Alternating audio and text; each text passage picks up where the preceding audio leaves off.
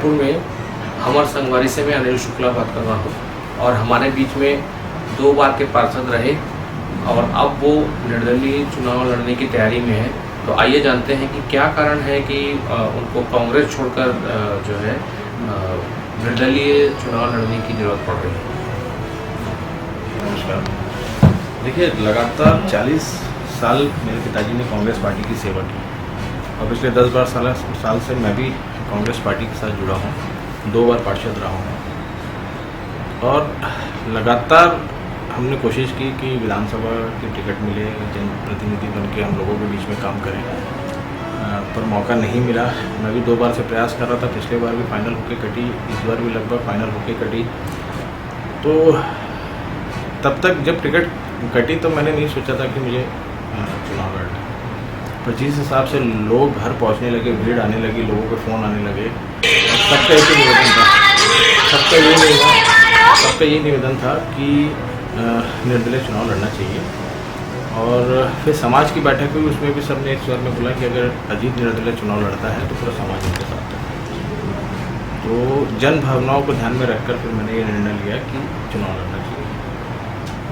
क्या कभी पार्टी ने आपसे इस विषय में कुछ इस तरह बात चर्चा? जब से मैंने फॉर्म खरीदा और कल जब मैंने फॉर्म भरा तो लगातार परसों जब मैंने फॉर्म भरा तो लगातार सारे सीनियर्स का फ़ोन आ रहा है, बातें हो रही हैं। देखिए, सभी का मैं सम्मान करता हूँ, पर अगर मैं ये निर्णय नहीं लेता हूँ जिसमें समाज मेरे साथ खड़ा है, उत्कल समाज के लोग मेरे साथ खड़े हैं, साहू समाज के लोग मेरे साथ खड़े हैं, गुजराती समाज खड़ा है और मेरे जो कार्यकर्ता हैं जो कंधे से कंधा मिलाकर 10-12 साल से मेरे साथ काम कर रहे हैं, तो कहीं ना कहीं उनको फिर मैं उनके साथ गलत कर रहा था।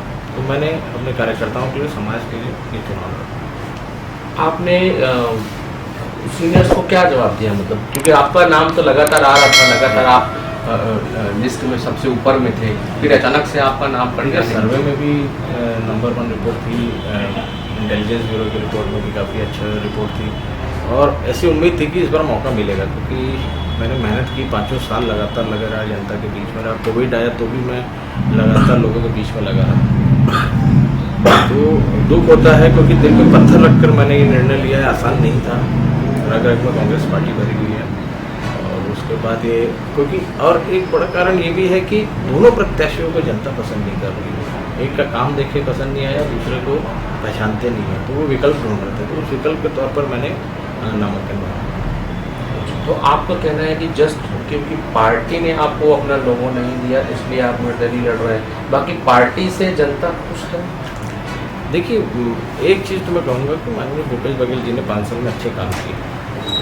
अब ये लोकल जनप्रतिनिधि के ऊपर था कि उस योजनाओं का वो कितना फ़ायदा जनता को पहुँचा सकते हैं। रायपुर में, उत्तर में लोगों को फ़ायदा नहीं पहुँचा। आज आप देख रहे होंगे लगातार वीडियो जारी हो रहे हैं कि विधायक यहाँ जा रहे हैं, उनको विरोध हो रहा है।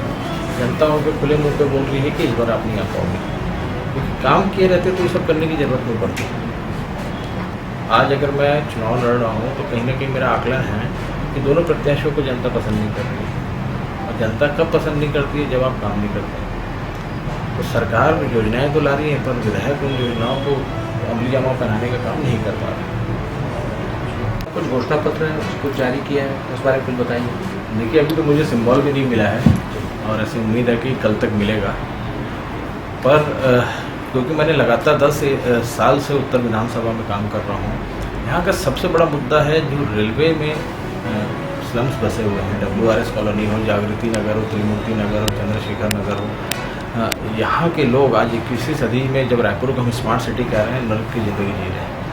उनके घर में बाथरूम नहीं है, बाथरूम बनाते हैं तो रेलवे आकर तोड़ देता है। बिजली का मीटर लगाते हैं तो वहाँ के वायर काट दी जाती है, अंधेरे में रह रहे हैं। स्ट्रीट लाइट नहीं है वहाँ पर।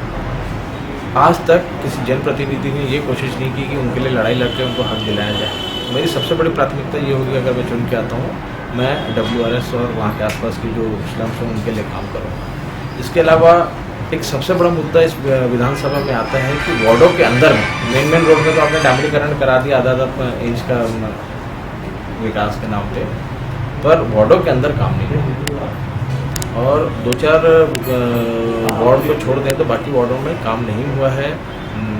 जल भराव की स्थिति है, चाहे गांधीनगर की बात करूं मैं, चाहे मैं अपना ताजनगर की बात करूं, जगन्नाथ नगर की बात करूं, हर जगह जल भराव की स्थिति। आनंद नगर, आनंद विहार शहर के बीच में है, वहाँ पर भी जल भराव होता है। और मेरे वार्ड में जलविहार कॉलोनी में 15 साल से पानी भरता था। मैंने सबसे पहले पार्षद बना जब अभी श्याम नगर का, तो 5 करोड़ की लागत से अंडरग्राउंड नाला बनवाया। आज 2 साल से वहाँ पानी नहीं भर रहा है। मैं जब उस क्षेत्र में जाता हूँ तो वहाँ के लोग स्वागत कर रहे हैं। तो मैं कोशिश करूँगा कि पूरे विधानसभा स्तर में इस तरीके से काम करूँ। और एक सबसे बड़ा मुद्दा लोगों के बीच में आता है नशे का। आज स्लम्स में या बाकी जगह में नशा बहुत ज़्यादा बढ़ गया है, और एज अ जनप्रतिनिधि कोई भी आदमी नशा मुक्ति के लिए सामने नहीं आया है। उस क्षेत्र में काम करने की ज़रूरत है, जगह जगह कैंप लगा के अवेयरनेस बढ़ाने की ज़रूरत है, परिवारों को समझाने की ज़रूरत है, युवाओं को समझाने की ज़रूरत है। उसमें जनप्रतिनिधि का रोल होना चाहिए, क्योंकि युवा उनको फॉलो करते हैं। वो जो कुछ बोलेगा तो युवा उसको मानेगा। नामांकन रैली में देखा गया कि आपका काफ़ी मात्रा में जन सैलाब देखने को मिला, और जन सैलाब देखने में 2 बातें आती हैं। एक कि वो वोट में कन्वर्ट नहीं होते, इसके आप क्या कहेंगे? देखिए, जिस दिन मैं नामांकन भरने गया उस दिन सारे दिग्गज नामांकन भर रहे हैं। विकास उपाध्याय जी आए, राजेश मोड़क जी आए, पुरंदर मिश्रा जी आए। उन लोगों ने भी भीड़ लाई थी अपने साथ। उन सबकी भीड़ से ज़्यादा भीड़ मेरे नामांकन रैली में थी, और मुझे भी उम्मीद नहीं थी कि इतनी भीड़ आई। पर ये लोगों का प्यार है जो मैंने कमाया। और आप वीडियो चलाकर देखेंगे, उसमें सिद्धि समाज के लोग हैं, उसमें गुजराती समाज के लोग हैं, उसमें उत्कल समाज के लोग हैं। और देखिए, एक पैसे से लाई गई भीड़ अलग से दिखती है और दिल से आई हुई भीड़ अलग से दिखती है। अगर आप वीडियो देखेंगे तो किस तरीके से लोग फ़ोटो खींचने के लिए और रैली को व्यवस्थित करने के लिए लगे हुए हैं, उससे समझ में आता है कि लोग दिल से जुड़े हैं। तो ये जितनी भीड़ है ये आपके वोटर्स हैं? जितने मेरी नामांकन रैली में आए थे सब उत्तर विधानसभा में। 2-4 लोग खुद से बाहर के आए होंगे, लगभग मेरे विधानसभा के लोग थे। और सारे जितनी माताएं, बहनें और जितने युवा साथी थे, सब मेरे को आज से नहीं 10 साल से जानते हैं। किसी के लिए मैं नया चेहरा नहीं हूँ। और जैसे उनको पता चला कि मैं निर्दलीय चुनाव विधानसभा लड़ने जा रहा हूँ, तो सब अपना काम वाम छोड़कर रैली पर पहुँचे। 2 बार के विधायक रहे जुनेजा जी को फिर से टिकट मिली है, और रायपुर उत्तर में जिस तरह का माहौल बना हुआ है, वो त्रिकोण का मतलब स्तर जो बना हुआ है, उस पर आप क्या कहेंगे? देखिए, मैंने पहले ही बताया कि जनता एक के काम से खुश नहीं है तो दूसरे प्रत्याशी को जानती नहीं है।